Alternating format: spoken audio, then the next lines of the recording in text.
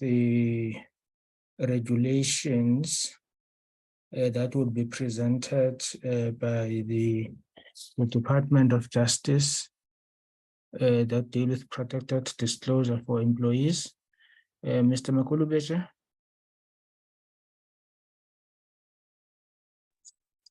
Thank you, Honorable Chair, and good morning to you and the honorable members.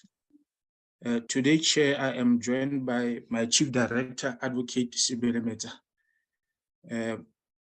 I will be taking the committee through the guidelines in terms of the Protected Disclosures Act. Chair will see, and honorable members will see that this is mainly a technical amendment that are made to the Protected Disclosures Act, the guidelines there under that is, as a result of the amendment to the Act that were effected in 2017. I hope Chair and honorable members can see the presentation. Yes, we can see it. Yes, thank you, Chair. Yeah, well, the purpose, Chair, of this presentation is basically to seek the approval by the committee of the amendments to the guidelines that have been made in terms of this Protected Disclosures Act. By way of a background, Chair, in terms of Section 10.4a, the Minister is required to issue the practical guidelines which explain the provisions of the Act and all procedures which are available in terms of any law to employees or workers who wish to report or otherwise remedy an impropriety. Now, Chair, these guidelines must be issued after the Minister has consulted with the Minister for Public Service and Administration. And furthermore, in terms of Section 10.4b, these guidelines must be approved by Parliament before publication in the Gazette.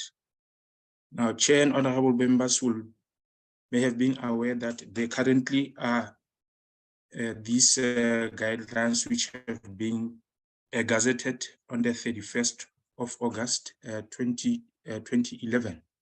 Now, Chair, the Protected Disclosures Act was since amended in 2017. And before its amendment, I'll refer to Section 8, because this is the one the amendment is focusing on. In terms of this Section 8, before it's amended, it provided that any disclosure made in good faith to A, the public protector, B, Auditor General, or C, any person or body prescribed for the purpose of that section, and in respect of which disclosure the employee or worker concerned reasonably believes that the relevant impropriety falls within any description of matters which are dealt with by the person or the body concerned, and the information disclosed and any allegation contained in it are substantially true, is a protected disclosure.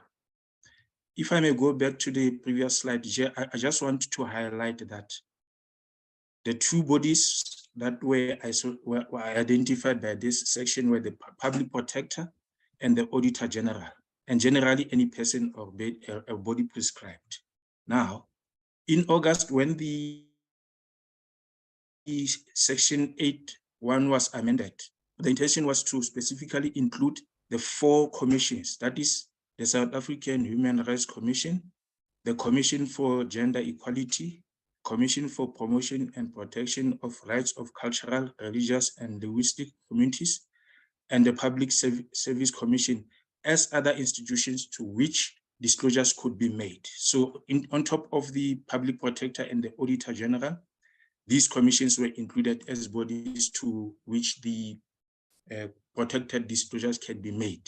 Now, when I go to going through the proposed amendments that we are tabling before the committee, as mentioned, the insertion of the said commission, that is the 4 commissions, necessitated that we effect the amendments to the guidelines, particularly in Part A of Paragraph 3, to include those commissions, that is the South African Human Rights Commission, the Commission for Gender Equality, Commission for Promotion and Protection of the Rights of Cultural, Religious, and Linguistic Communities, and the, the Public Service Commission. Secondly, Chair, by way of an proposed amendment, we intend to amend Part 3 to set out the contact details of the public protector in all 9 provinces, and not only the 4 provinces as the guidelines provides. Currently, these guidelines set out the contact details of the public protector in 4 provinces. However, by way of amendment, we intend to set out the contact details of the public protector in all 9 provinces. Thirdly, Chair, we intend to amend Part 3 so as to set out the contact details of other persons or bodies to whom the protected disclosures can be made. And fourthly, Chair, by the deletion of Part 4 from the guidelines. This Part 4, Chair, is the Protected Disclosures Act as it is before it's amended. We are of the view that if we delete the act from the guidelines, there will be no need to amend the guidelines every time that the act gets amended.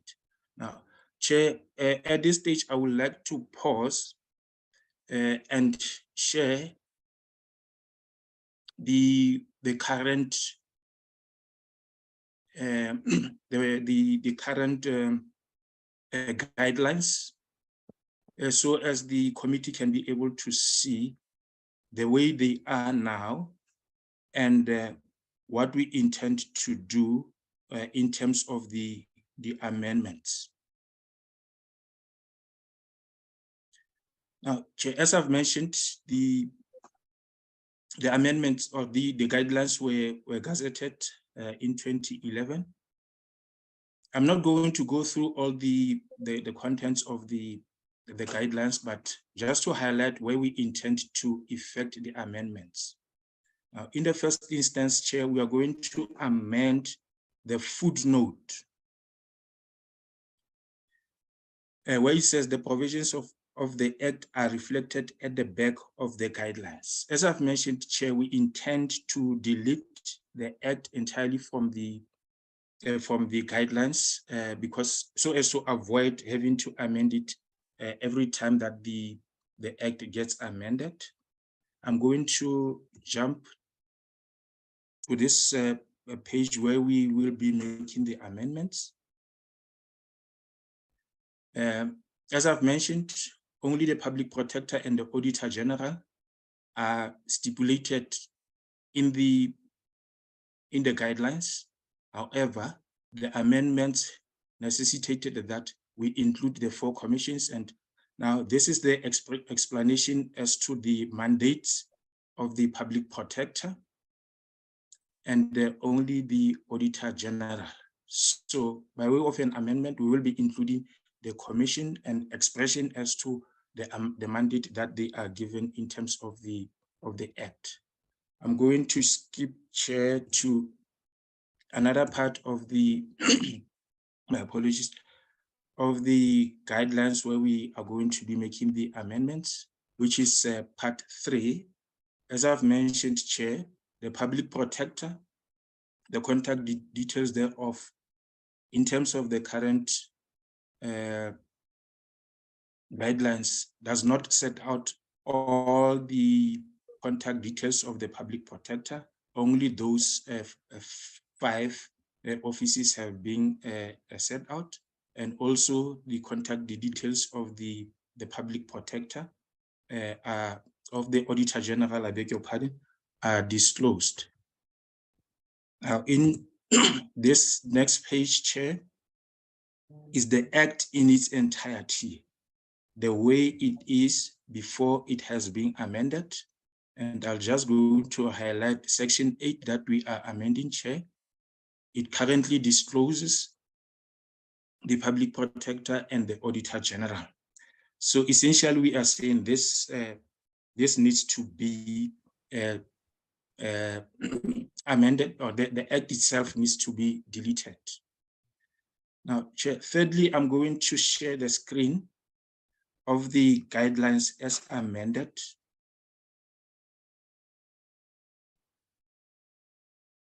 So this is the government notice that is going to be published if the committee approves same.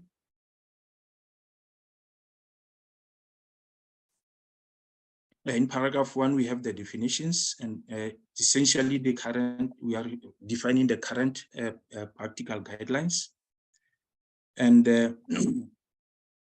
second amendment, Chair, as I've mentioned, the footnote, we are going to delete that expression that says the provisions of the act are reflected at the back of the guidelines, because we intend to delete the act entirely.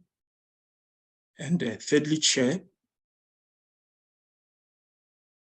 part 1 of paragraph 3, remember I mentioned that it only reflected the Public Protector and the Auditor General, but now we are including these other commissions as necessitated by the amendment to section 8.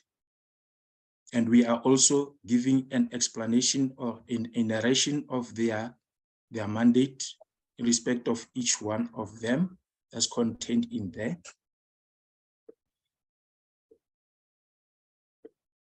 And the fourth amendment, Chair, is basically to substitute the current part 3, because we have now added the contact details of these institutions, starting with the Public Protector, where we have inserted the contact details of all 9 provinces.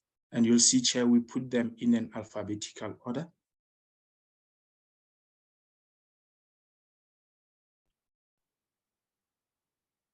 And furthermore, we have included the contact details of the South African Human Rights Commission and 3 other commissions. I don't need to go through all of them. The Public Service Commission. And also, Chair, you will see that we have included the contact details of various other institutions or bodies by way of a general information for the public, and we have included their contact details there.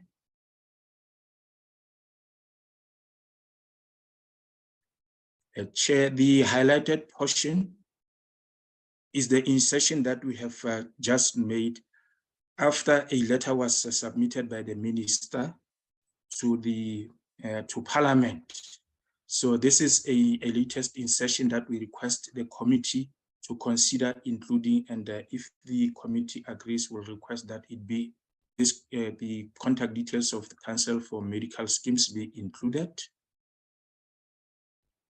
And these are various other bodies and institutions that we have included.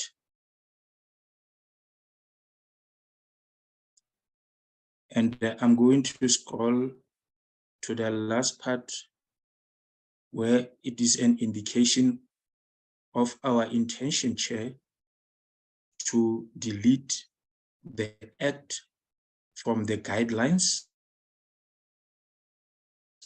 so as to avoid having to amend the act. So this paragraph 5 of the notice is an intention to delete the guidelines.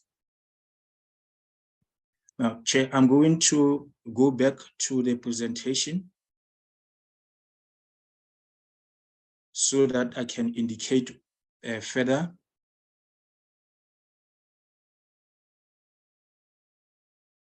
If I can get my presentation quickly, Chair.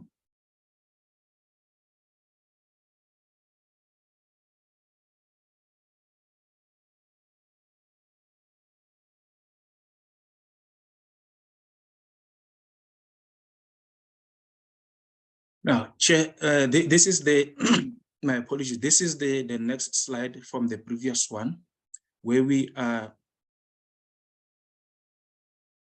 highlighting to the committee that we have contacted the Office of the Chief State Law Advisor to scrutinize the notice as it is, and they have provided an opinion that the amendments to the guidelines are not in conflict with the Constitution or the empowering provisions of the Act.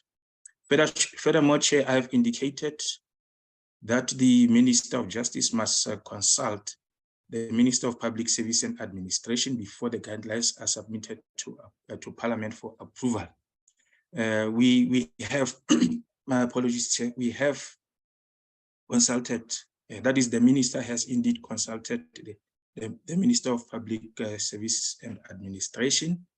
And at that time, the acting minister stated that the amendments to the guidelines were supported by the Minister of the Public Service and Administration. To this end, Chair, we recommend that the committee approves the amendments to the guidelines.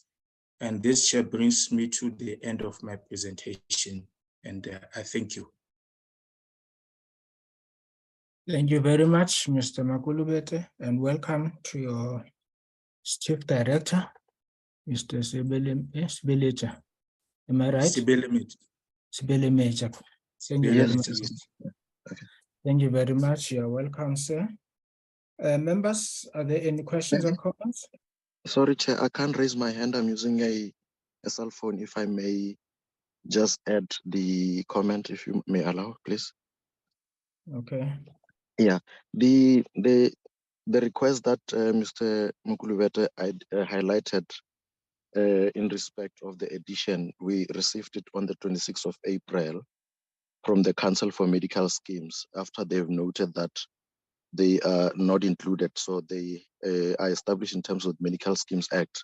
So they requested that in order to protect those that will make disclosures as well in terms of in respect of the medical schemes fraternity be included.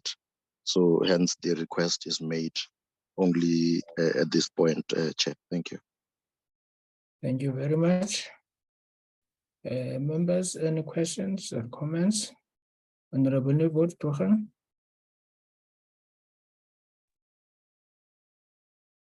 Thank you, Chairperson, and good morning to everyone. Thank you for the presentation. I just wanted to make sure, I wanted to ask, from my understanding is that the officials under the Department of Basic Education do not fall, basic education doesn't fall under the PSC. So where would the Department of Education's officials be covered then? Yeah, thank you. Thank you, Honorable Horn. Please allow.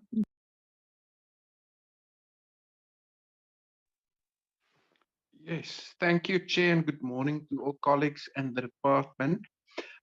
Chair, I just wanted to raise one issue, and that is whether the department has considered in amending the guidelines, whether there wasn't an opportunity to give some effect to one of the findings of the Zondo Commission report, and that is that one of the weaknesses of our current whistleblower regime is that there's not clarity around the exact procedure to be followed by persons who intend to be or considered to be whistleblowers. I would have thought that the guidelines could give some effect and bring some clarity as to the exact procedure that must be followed. So I don't know whether that has been considered. Thanks. Thank you, Honorable Jala. Thank you very much, Chair. And good morning, Mr. Makulubete and the team. Chairperson, I think I have 3, if not 4, of the questions that I would like to ask from Mr. Makulubete. Number 1, Chair, is on the contact numbers. My apology, Chair. Can I switch off the phone? Chair, the contacts that provided, Chair, are for different institutions, which covers people within those different institutions. And those, most of the, I think like the previous question of Honorable Valma, where other institutions, for example, the Department of Education, and others that might not have been included, Chair. My question is that, is it possible for the department maybe to include a central number, like we have one number where these things are reported, even though we have these ones, but this one, it should be the number, the central number that can disseminate information down or cascade the information to those departments, where it will even cover, Chair, those small companies, those people who are working in the contractors somewhere, maybe which this information does not reach them. But if they make known of this, like a customer service center, one point, but different places where this information can go. I'm saying this, Chair, I think it will, if it is maybe considered, it will also assist us to monitor the monitor. Because sometimes this information, people call to these institutions, sometimes they don't find joy. You find that you send your complaint, and your complaint it does not, you don't get joy. We're not saying they don't get joy, but we are saying so that the department is able to monitor even those who are monitoring or who are receiving these complaints. That is the first one, Chair. The second one, Chair, I have an issue. I'm not sure how it will be addressed, this one. It is the issue of the good faith. The information must be substantially true. And in fact, those allegations contained must be substantially true. And also they must, let me just put it like that, Chair. They must be true, they must be done in good faith. In a case where, Chair, people, because of their differences in their different place of work, they make allegations. And these allegations, Chair, they still have to be tested. My point is that at what point maybe when these allegations are done, in fact, are investigated, and the truth is not found, or this person was just maliciously, reporting this person, or this issue about this person, and you find that, Chair, at the end is not true. At what point where the department will stop, maybe if something like, I'm not saying it should be covered there, but can we think about that? If it's not, the allegations are not true or something like that. I don't know how to put it, but I want to bring that point, Chair, because all these things, before we find out that it is not the truth, monies would have been used, time wasted, and all those things. What is happening to these whistleblowers who did bring that report, that information, only to find that it is not true? In terms of testing that information, where is that for information tested and all that, Chair? And then the last one, Chair, it is about, did I say the continent and this one? And I'm sure, Chair, that was the last one. Yeah. That was the last one, Chair. Thank you. Thank you very much, Mr. Makulubete.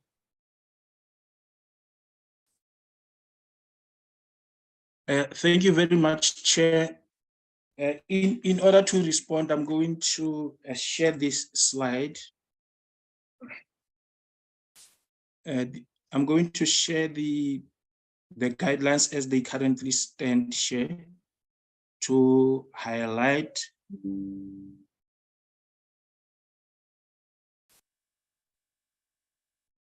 I don't know, I hope Chair can still see the document. Yes, there are different routes. There are different routes in terms of which the disclosures can be made. Route 1 can be made to legal representative, and route 2 can be made to an employer can make the disclosure. An employee, I beg your pardon, can make a disclosure to the employer.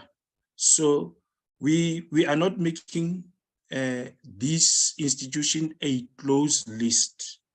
Obviously, then there are various others, many that have not been included because they are covered, as Honorable Nivo Drechen is asking. The disclosure can be made to the employer of the institution itself. For instance, the Department of Higher Education as an employer, then the disclosure can be made to the minister directly. There's also this route 3, where the disclosure can be made to the minister or the MEC of a province. So that's where that will be covered.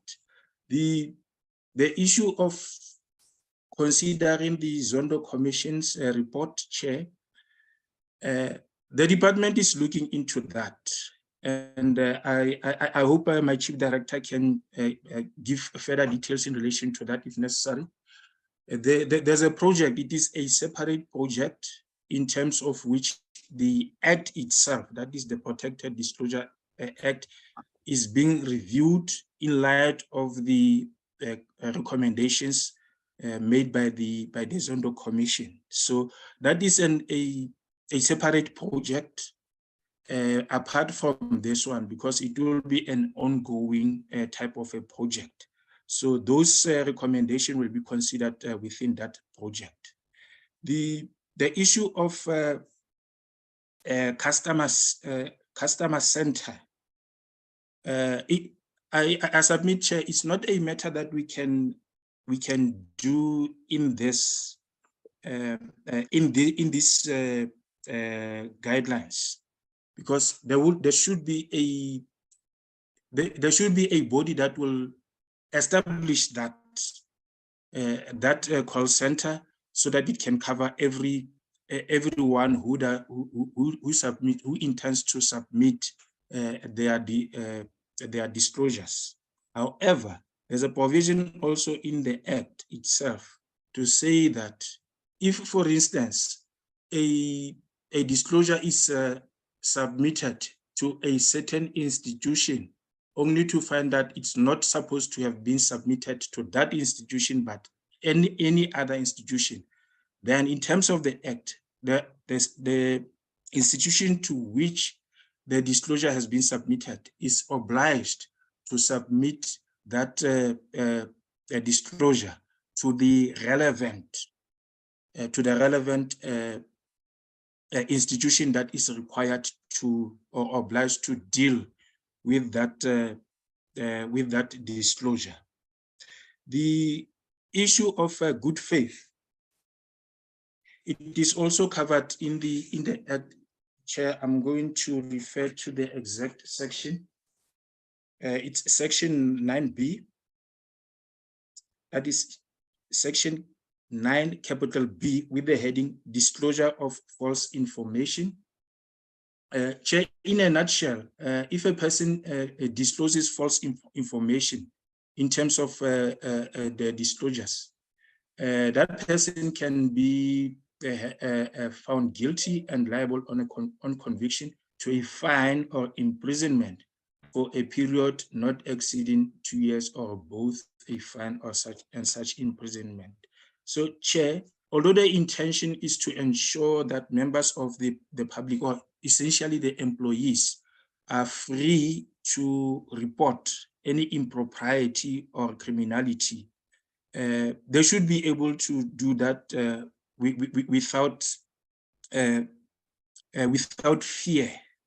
However, there should be that element of good faith, because now, if there's no good faith and the intention is to report or to make false disclosures, then that section 9(b) kicks in terms of which a person can be found guilty for disclosing false information. Chair, that will be my responses to the questions raised. Thank you. Thank you very much. Honorable Chair, is that a new hand or an old hand? It was an old hand, but Chair, I still have one to follow up. If you don't mind. Yes, as I'm still on the issue of the body, Chair. Mr. Makulubete says, no, there should be a body that will come up with that view of one center where people can, or without going to these bodies, just go there straight. I'm not sure if maybe when he says there should be that body, where is supposed to be coming from that body? Is it the department that will come with that body? Chair, I'm saying this because he said in his explanation also that this information, you can if somebody reports or at a place where it's not a correct place, that information will be channeled to the right place. I wonder, because I'm talking about practicality, Chair, where we are talking about somebody who is frustrated, who wants to report his matter or the matter that he sees that happening, as we're talking about the disclosure, not even being forced, but with that good faith, wanting to do something good. You are now saying to this person, do it. If you have done it here, you are wrong. You're not supposed to do it here. Can't we come up with a way that will make it simple for that person, so that that person doesn't go round the chair? I'm saying this because there's also somewhere where they are talking about the issue of they are going to assist in terms of funding. I don't know whether the department will have to, for example, assist the whistleblowers in and create a fund to those maybe who will be experiencing problems with their chair, with issues of funds at the later stage or during that issue of maybe intimidation and all that. Even that issue, we want to know if the department is ready. Does it have money? Because at the moment where we are, we have already whistleblowers who are out there alone, not having assistance in terms of funding, which we don't know whether the department, because they come up on TV every day and complain that they are not being assisted, they don't have money, they are hiding somewhere and all that. So these are the issues that we want to know. Is the department ready with that? I'm bringing this thing down to the people, to the ordinary person who is working as under a contract, even public, private companies. Is it this thing covering? Is it only the institution, our government institution only, where people can report wrongdoing? I'm trying to come up. I don't know if maybe it came out clear. Thank you, Jay. Thank you. I think some of the issues members will be dealt with when we are looking at a comprehensive review of the legislation, because currently we are dealing with part of a subordinate legislation. We're not even dealing with the amendment to the primary legislation. This is dealing with the regulations to the Act.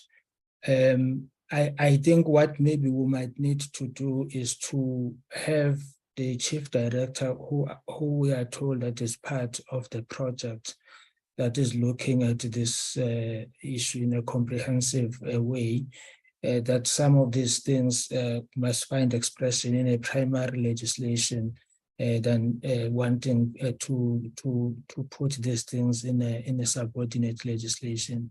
Because at any rate, if they're not catered for, or there is no enabling legislation that is amended, it will be problematic to want to put them in a subordinate legislation.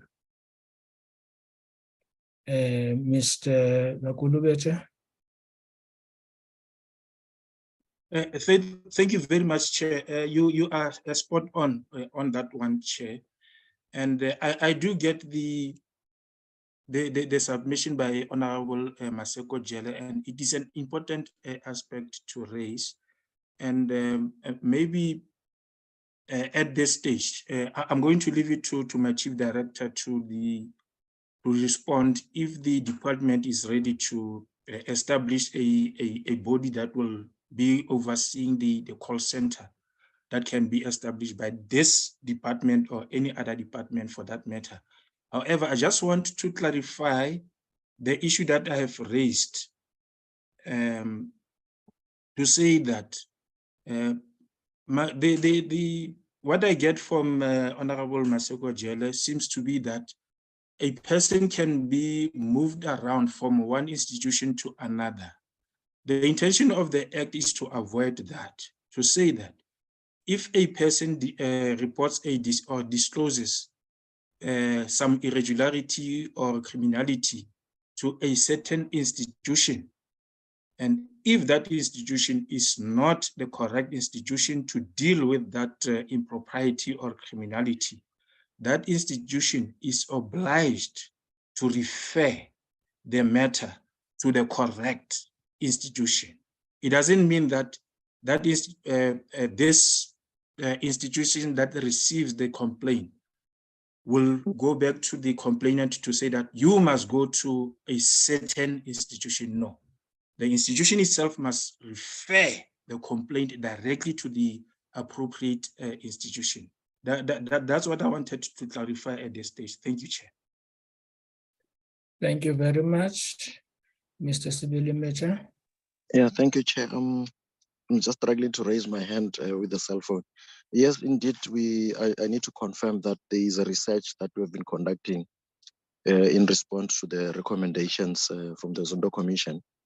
And I have noted that the importance of ensuring that there is a central place and the mechanism of monitoring. So the review also looks at issues of witness protection.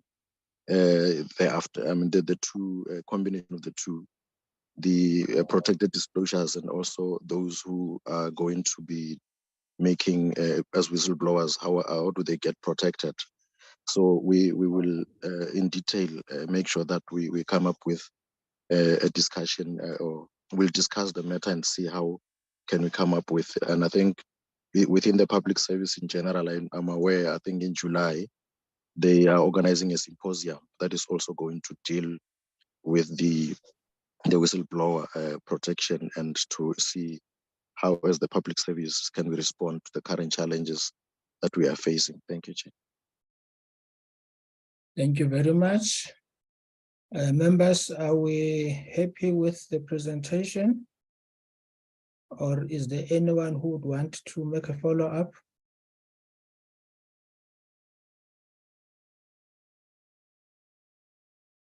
No, we're fine, Chair. Thank you very much. What do we say? Do we, I think we're fine. Therefore, maybe sometime next week on Tuesday, if there is no objection, could we try and adopt a report on this thing that will go to the House? Because in terms of these regulations, they must go to the National Assembly.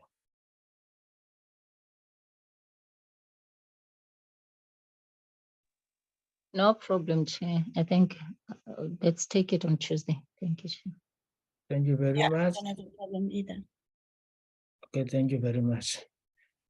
Can I ask for a short period that members of the committee remain behind whilst everybody else is leaving except the committee support staff?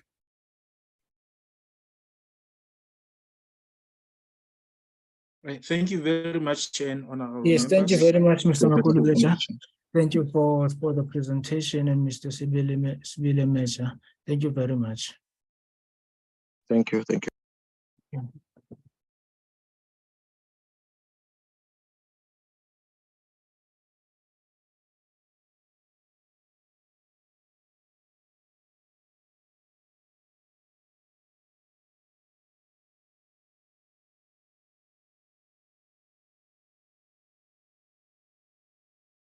Committee Secretary, can we ensure that it's only us who are remaining behind?